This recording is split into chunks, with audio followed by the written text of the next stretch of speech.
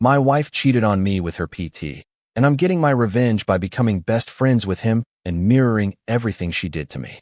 I, 35M, and my wife, 30F, have been married for 7 years. We live in a small city in the US. I never thought I'd be writing this on a throwaway account, but I need to get this off my chest. I found out my wife was having an affair with her personal trainer, PT. But instead of exploding and making a scene, I chose a different path, a colder, more calculated revenge. I pretended I knew nothing, and even actively befriended the other man. Then, from the shadows, I orchestrated a plan to make both my wife and her PT experience the same agonizing betrayal they inflicted on me. This is my story.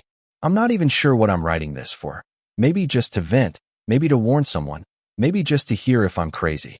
Whatever it is, it happened, and now I'm here, writing it all out, still feeling the mess inside. It all started about a year ago. My wife, let's call her H, decided to join a local gym to get in better shape. I was totally supportive, even happy to see her taking care of herself. My work was pretty demanding at the time, so I couldn't join her, but I always encouraged her. H even hired a personal trainer for professional guidance. Honestly, I thought about joining her or at least meeting the trainer to thank him for helping my wife, but our schedules never aligned. At first, everything was normal. H seemed excited after each workout, often telling me about the exercises she did, how tired she was, and how the trainer, let's call him T, was instructing her. I was happy to see her motivated and in higher spirits. Sometimes H would even joke that I should watch out, that after she got fit, I'd have to hold on tight because other men might notice her. We both laughed about it without a second thought. But a few months later, I started noticing some unusual things. H seemed to be spending more time at the gym than usual. Sometimes she'd go for a 2-hour workout but wouldn't come home for 3, saying she was cooling down and chatting with some friends in the yoga class. She also started paying more attention to her appearance before going to the gym, choosing nicer workout clothes, putting on a little perfume. Who wears perfume to the gym? H's phone also started buzzing with texts more frequently in the evenings, and whenever a message came in, she would often turn her phone away or reply quickly and then exit the conversation. At first, I told myself I was being paranoid. Maybe she really did make new friends at the gym, or maybe she was just excited about her new healthy routine. I tried to push the negative thoughts away, but something still felt off. Once, I half-jokingly asked, "Are you keeping secrets at the gym? You seem addicted lately." H just laughed and said I should be happy she was dedicated, then teased me back, saying I was jealous of the gym. I laughed along, but a vague unease lingered in my gut. Everything came crashing down one evening. H told me she would be home late from the gym because she was having dinner with some gym friends after their workout to celebrate a friend's birthday. I didn't suspect anything and told her to have fun. In reality, because of the nagging unease I'd been feeling, I decided to do something I'd never done before: check my wife's phone. While she was getting dressed and showering, I pretended I needed to make a call because my phone was charging in my office, so I could borrow hers. My hands trembled as I opened her messages. I felt like a shameful snoop, but my anxiety won. And then, what I read felt like a punch to the gut. A series of messages with the name Tony, Jim, popped up. It was T, her trainer. The content of those messages, I wish I had never seen them. Flirtatious banter, suggestive comments, and even half-naked selfies they had sent to each other. My heart sank, pounding in my chest. I had to struggle to maintain composure when H came out of the bathroom and took her phone back. I didn't say anything then. I just felt numb and hurt. The feeling, it was like a rock pressing down on my chest. I remember H giving me a quick kiss on the cheek before leaving, and I was almost frozen, managing only a weak smile and a wish for her to have fun. The moment the door closed, I collapsed onto the couch, trying to breathe deeply. My wife had betrayed me. The woman I loved and trusted for so many years was secretly sending flirty messages to another man right behind my back. I slumped down in the silent house, my mind reeling with anger, humiliation, and pain. I wanted to scream or call H immediately to confront her. But then, amidst the storm, a cold thought crept in. If I made a scene now, what would be the outcome? She would probably cry and apologize or deny everything, and T would just disappear. They would cause me so much pain and get away with it so easily. No, that was too easy for them. Thinking about it, I calmed down in a frightening way. I wouldn't confront them directly. I would play the naive husband, and behind their backs, I would plan their downfall. For the first time in hours, I felt a cold smile spread across my face. A crazy but meticulously detailed plan began to form in my mind. Stay calm. Make them pay, in the most painful way possible. In the following days, I started to implement my plan. First, I tried to act completely normal with H, as if I suspected nothing. This was harder than I thought. That night, when H returned from her birthday party, I pretended to be dozing on the sofa because I was watching a late movie. She kissed my forehead and gently woke me up to go to bed. I feigned sleepiness, looked at the clock, and casually asked if the party was fun. H replied that everything was fun, honey, but I noticed something different in her tone, perhaps a hint of guilt. I just mumbled, uh-huh, and followed her to bed. Lying next to H in bed that night, my mind was racing. I felt disgusted thinking that just a few hours earlier, she had been in another man's arms. I had to restrain myself from jumping up and confronting her. Instead, I turned my back to her, pretending to be fast asleep. H didn't say anything more. She probably thought I was really tired. Honestly, at that moment, I realized our marriage was probably dead, but I would continue playing the clueless husband until the time was right. The next day, I took the first step, getting to know T. I told H I was considering joining her at the gym, seeing her progress, and wanting to improve myself as well. H seemed surprised, since I hadn't shown much interest in the gym before, but she acted happy and supportive of my idea. I asked H to ask T if he was taking on new clients or could give me a few introductory sessions. H agreed to text T immediately. From her expression and the way she held her phone, I guessed H was a little worried. She was probably afraid that too much interaction between me and T would cause problems. But now she had no reason to refuse, as it was my legitimate wish. That afternoon, I left work early and stopped by the gym. H and T had arranged to meet me there. When I walked into the gym, I saw H talking to a tall, muscular man in athletic wear. That must be T. My heart skipped a beat, partly from anger. He looked attractive. No wonder my wife was infatuated. Partly from worry about whether I could keep my cool. I took a deep breath, forced a friendly smile, and walked over. H turned and saw me, then smiled, a slightly forced smile, in my opinion, but T probably didn't notice. She introduced us. This is D, my husband, then turned to me. And this is T, my trainer. Smiling, I shook T's hand. He smiled back confidently. Nice to meet you. H told me you were thinking about working out too. That's great. Couples who train together, stay together. His voice sounded friendly, with no hint of guilt from a man having an affair with someone's wife. I had to grit my teeth to avoid squeezing his hand too tightly. We exchanged a few pleasantries. I thanked T for helping H, complimented her on her improved fitness. As I said this, I smiled and glanced at my wife, noticing her blush slightly. T smiled and said that H was very hard-working and determined, and it was a pleasure training her. I wondered if they sensed any hidden meaning in my words, but probably not. Right there during that first meeting, I signed up for a few training sessions with T. I told him I was a beginner and asked him to guide me through some basic exercises so I could eventually train on my own. T, of course, readily agreed. A new client and a chance to ingratiate himself with his lover's husband. Why not? That day, I stayed at the gym until H finished her workout so we could go home together, and also to observe the interaction between H and T more closely. Honestly, if I hadn't known beforehand, I probably wouldn't have noticed anything unusual. H and T didn't do anything inappropriate during the workout, just like any other PT and client. But there was one moment I noticed. At the end of the session, T placed his hand on H's back to guide her through a stretch. The touch could have been accidental or professional, but I saw H flinch slightly and glance at me quickly. I continued to ignore it, pretending to be absorbed in my phone. Inwardly, I scoffed. Worried, are we? Keep up the act. That night at home, H seemed more affectionate than usual. She offered to cook my favorite meal, suggested watching a comedy she knew I loved. I understood that it was her way of easing her guilt. I happily played along like a carefree husband. But when she wasn't looking, I discreetly checked my phone for any tracking software, in case she suspected anything. Finding nothing, I breathed a sigh of relief. So far, so good. For the next few weeks, I went to the gym regularly 3 times a week after work to train with T. I wasn't very fit, so I was exhausted, but I pushed through. Each training session gave me more opportunities to get close to T, to learn about him. T and I started talking more about our personal lives during workouts.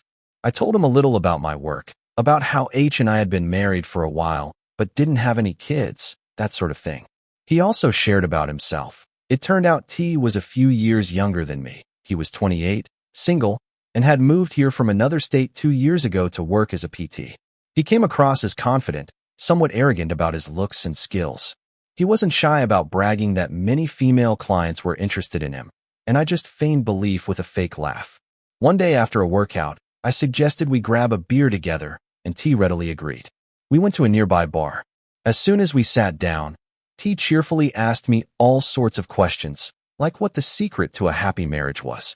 I smiled and replied that the most important thing was for a couple to trust and be honest with each other. Saying those words felt like a knife twisting in my gut. During that conversation, I steered the topic towards T's romantic life. I pretended to tease him. A guy like you must have a lot of girls after you. Is there anyone special? T chuckled and said that his work was too busy for serious dating, that he mostly enjoyed the single life. He even winked and joked that a little fun now and then is fine. Why bother with commitment? That statement made me understand his true nature. To him, H was probably just a casual fling. I felt both angry on behalf of my wife. Even though she betrayed me, the thought of her being used by a playboy infuriated me, and secretly pleased. If that was the case, sooner or later H would be dumped or hurt by him. But no, I wanted to accelerate that process. After that drinking session, I was even more certain about my plan. I became closer to T faster than I expected.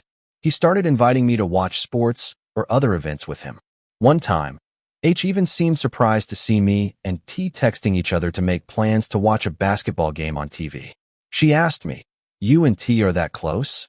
I casually replied, "Yeah, he's a pretty cool guy. We get along well. He's my gym buddy."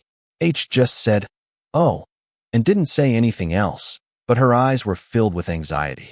I knew she was scared, afraid that the closeness between me and T might expose her secret. And it was H's fear that I wanted to exploit. Gradually, I started dropping hints to make H uneasy. One evening, during dinner, I casually mentioned, "Today at the gym, I overheard some of the members gossiping about a trainer who seems to be flirting with a married client. Who knows if it's true?" Then I observed H's reaction. Sure enough, her hand paused for a moment. She tried to keep her voice normal and asked, "Oh really? Who?" "At our gym." I shrugged. "I'm not sure. I just overheard it. Probably just gossip. Those women love to talk." H didn't ask any further questions, but I could clearly see her anxiety. I didn't stop there. I became even more subtle. I found ways to drop harmless comments in front of T. For example, one time after a workout, I jokingly said, "You're quite popular, you know. The other day I heard someone mention your name, probably admiring the handsome trainer." I observed T pause slightly before laughing loudly and saying, "Really? Just appreciative clients, that's all." I patted his shoulder and laughed heartily as if I believed him completely. But I knew that casual comment had planted a question in his mind. Who's talking about me? Does anyone suspect anything? Along with these sweet nothings, I also secretly gathered evidence. I had taken screenshots of the flirty messages on H's phone that time and sent them to my own device. Also, through occasional covert checks, I noticed they had become more careful, frequently deleting their messages. But what I had was enough. When T and I had become quite close, I decided to escalate things. I invited T to our house for dinner one weekend, using the excuse that, "You've helped my wife and me so much. We want to invite you over for a meal to thank you properly." When I suggested this to H, she looked panicked. She stammered, "You invited T? Oh, it's too much trouble. We shouldn't bother." But I laughed it off. "It's no big deal, just friends. I already invited him for this Saturday. I'm planning to cook his favorite steak. Will you help me?"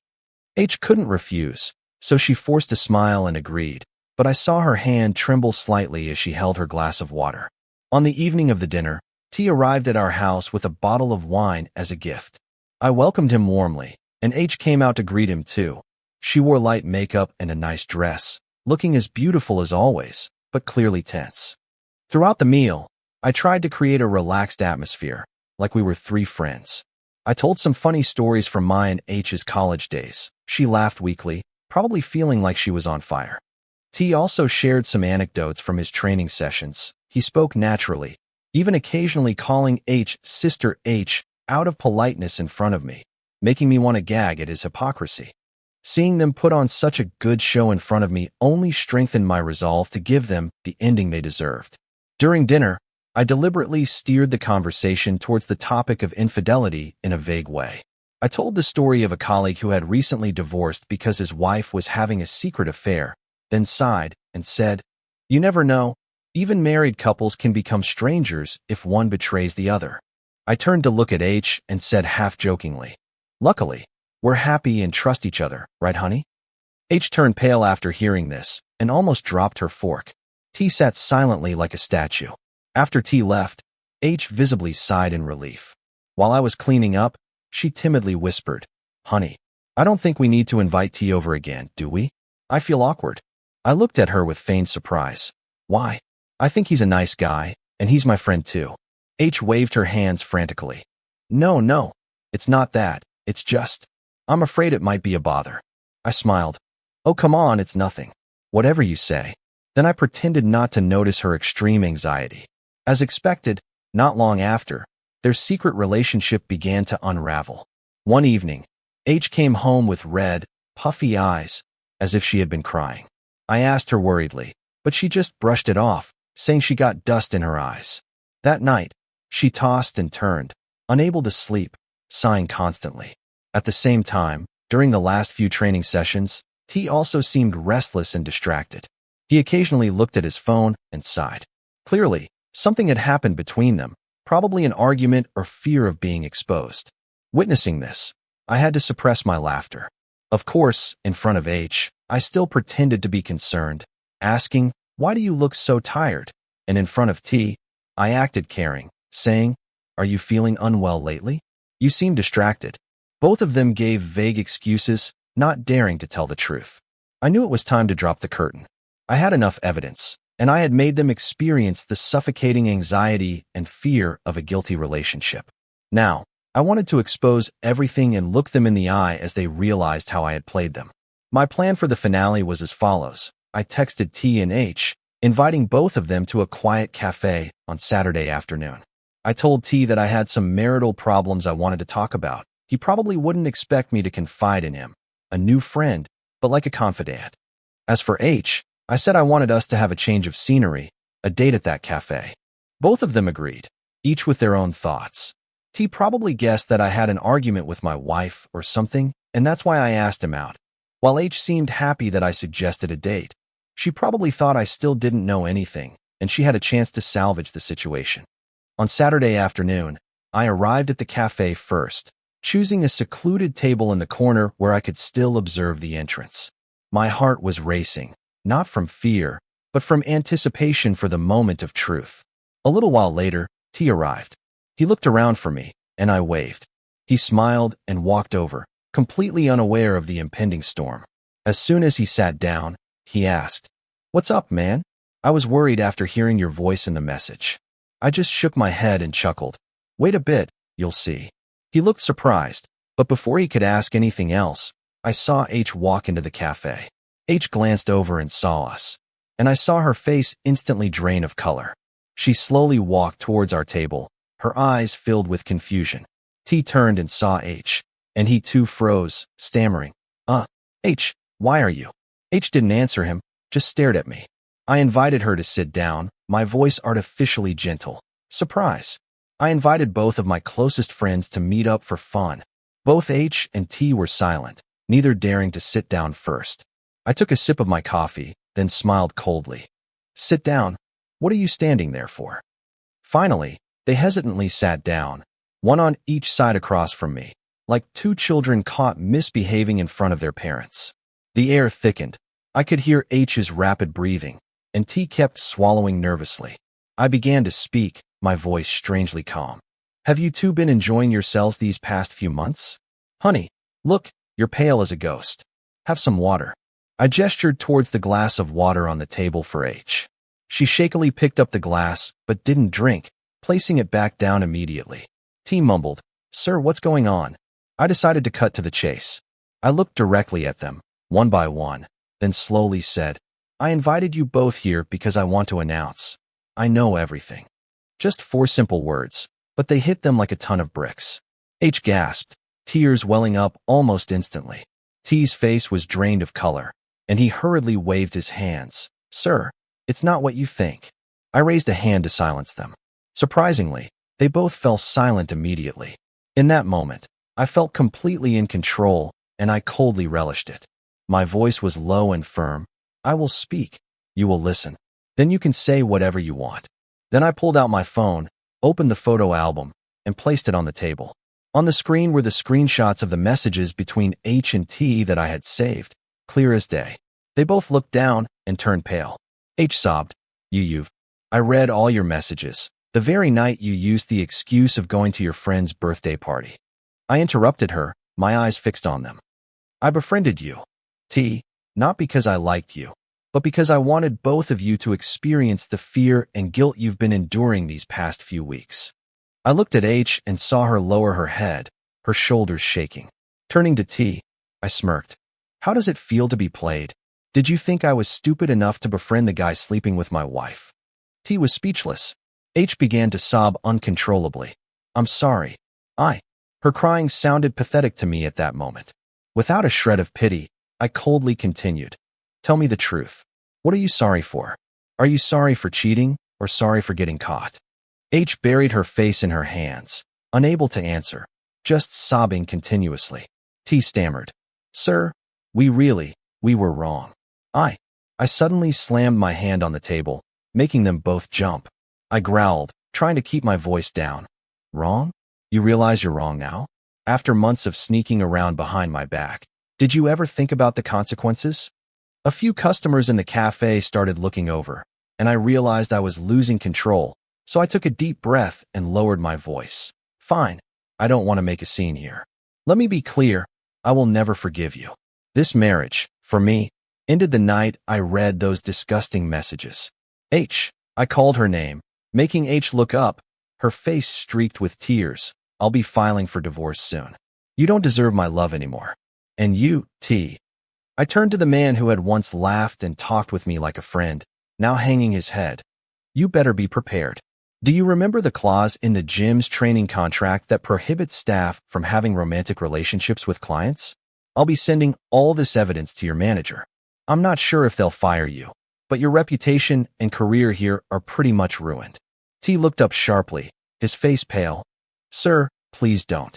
I beg you, this is my livelihood. He stammered, almost crying. I sneered. Why didn't you think about your job when you were sleeping with someone else's wife? It's too late now. H suddenly lunged forward and grabbed my hand. Honey, please, don't do this. Was she afraid of the scandal and worried about T, or did she feel some genuine remorse? I brushed her hand away as if it were burning me. Don't touch me. I stood up and adjusted my shirt.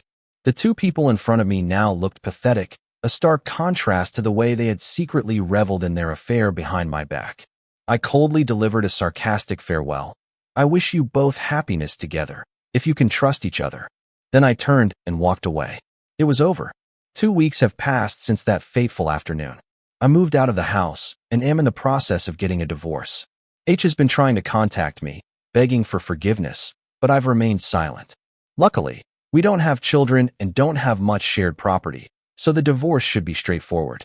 As for T, the very next day, I sent the evidence to the gym manager. I heard he had to resign and also cut off contact with H. Just as I predicted, those two betrayers couldn't trust each other for long after the affair was exposed. Now, writing these lines, I don't feel the triumphant joy I had imagined, only a slight sense of relief and a lot of emptiness. 7 years of my love have been betrayed and shattered, and the pain is still there. The cold revenge only allowed me to deliver justice myself, but it didn't erase the sadness. I don't regret what I did. My actions may not have been noble, but I believe that sometimes betrayers deserve to face the consequences. Seeing their panicked faces when they realized how I had played them, I knew I had reclaimed some semblance of justice for myself.